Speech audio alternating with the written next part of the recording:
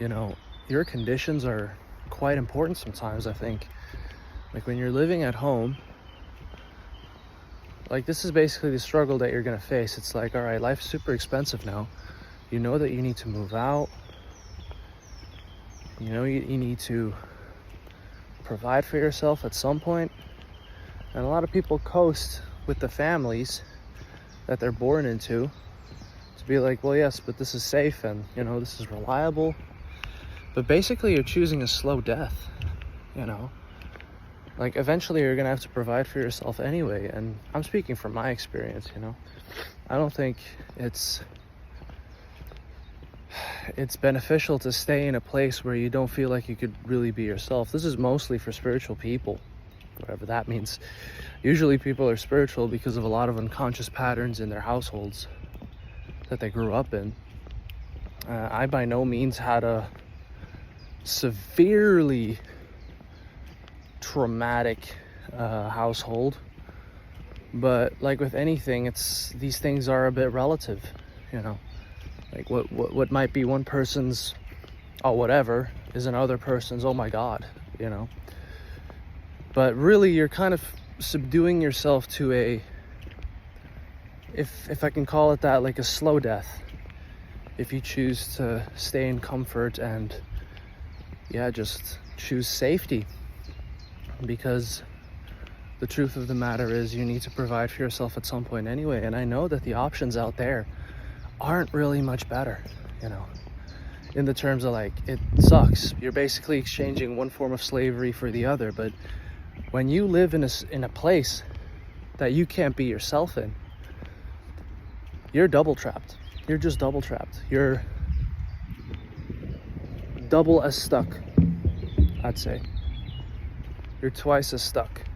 So that's like a double bind, really. Double bondage, double slavery.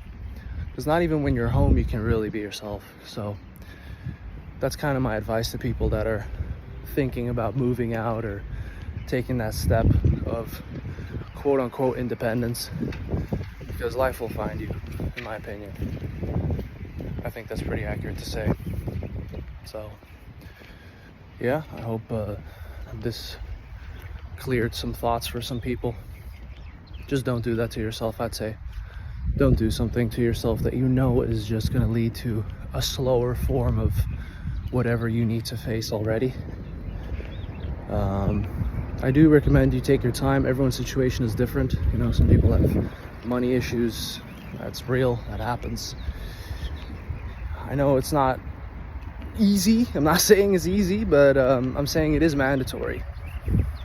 It is something you do have to carve out for yourself at some point. It's a mandatory stage to overcome your parents.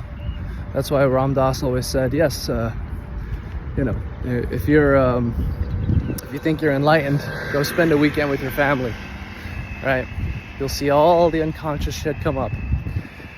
But a lot of people, they choose to basically stay with their family and I guess put up with it to some degree, you know? I think they do. A lot of the time they do put up with it, and it's not to their benefit. It's actually to their downfall or their deficit, since they will always use the trump card of you're living under my roof. So whatever you say is not going to hold much weight. So until you stand on your own in the relative stupid material worldly sense, they're going to use that. They're going to use that card. They're going to pull that card to invalidate whatever you're saying. And when you are also independent and standing on your own, and they still pull that card, then you know it's just pure delusion, pure ego, pure hubris, you know, of like, but I am your this. Like they'll use the title, I'm your father, or I'm your mother, or like whatever. They're humans, just like you.